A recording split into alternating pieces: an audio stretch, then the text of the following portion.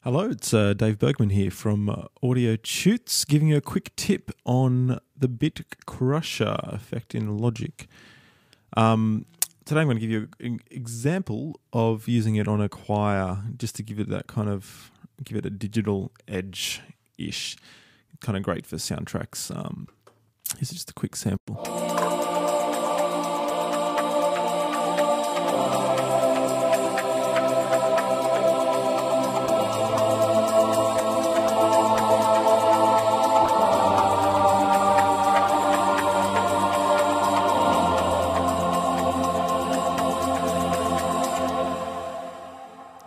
Great.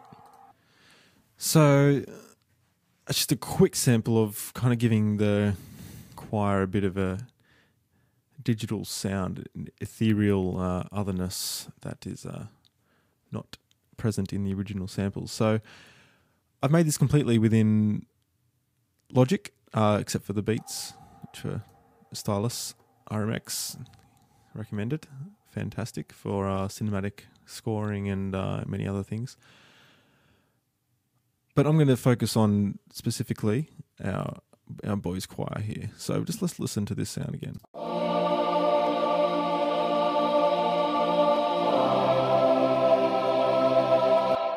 Now, if you hear that really high effect, that's the Bitcrusher, which is a fantastic effect in Logic. It's just kind of pretty much just downsamples the resolution of the file. So I'm going to start from scratch here, and we can see what's happening. So I'm going to add a new track, software instrument 1. Let's just go ahead and mute that as well. It always starts in the EVP, the electric piano. I hope there's a way to change that. I wish there was a way to change that, I mean.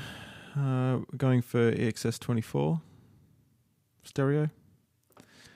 Let's drag you over here.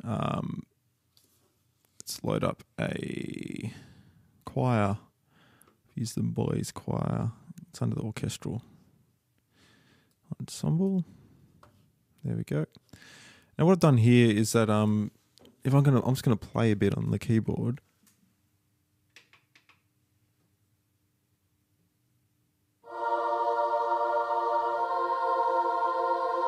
When I change chords, it's cutting out too quickly, so I'm going to put the release up. Put the amplitude down a little bit to give you, it's more of a realistic feel. Hang on, I'll just play the same thing again.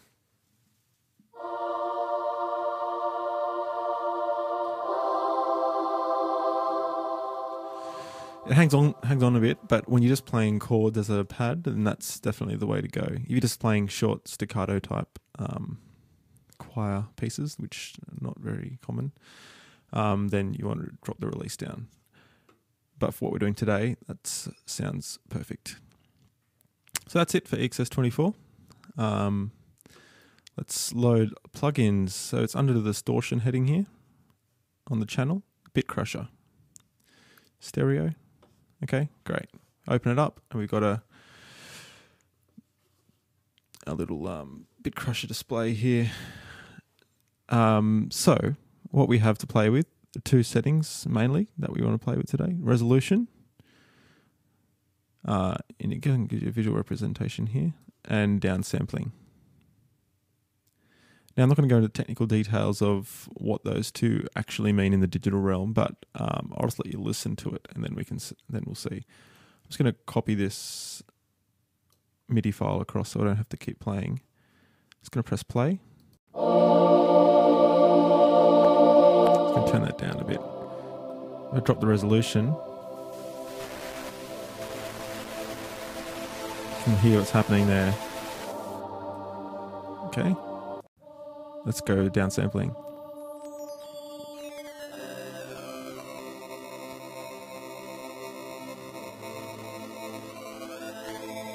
You can hear that kind of reminds me of the Matrix when he gets sucked down the thing.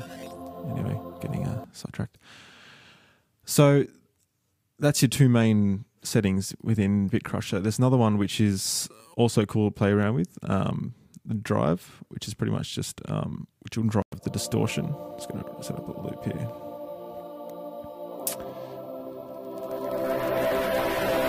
To distort it, different modes.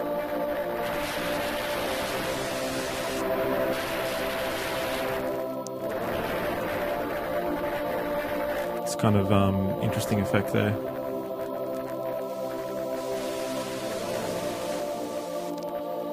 Great. Cool. So let's play around and we kind of get a sound that we're kind of liking. I actually don't mind that, how it's clipping a little bit. This kind of doesn't sound too bad.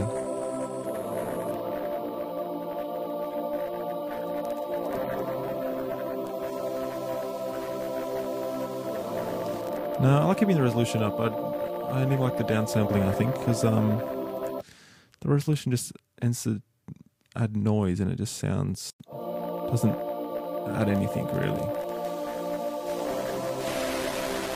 Unless you want to go for extreme, which we're not going for today. We're just adding a little bit of a glimmer. And you can see what I mean about how it adds that little bit of glimmer. Kind of like, now something about 3. So great, once you've got a setting you like, we're also going to switch back to our first example. Let's just have a listen to that.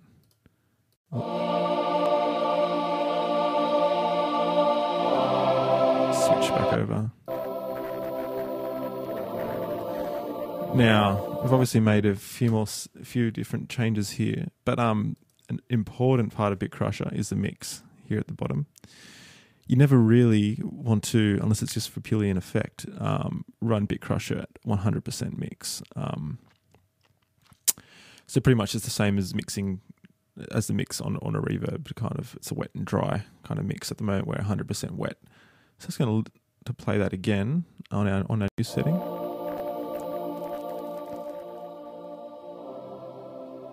There we go. Turn it up again. Just put it at a lower level. You kind of get the gist of it, but you still keep all your information in the main from the main sample, because that way it's too much.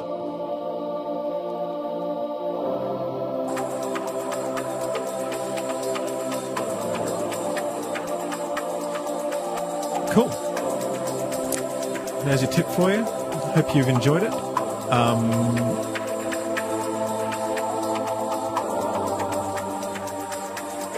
Sorry, I'm just grooving on here. Sounds cool. All right. Thanks, guys. See you next time.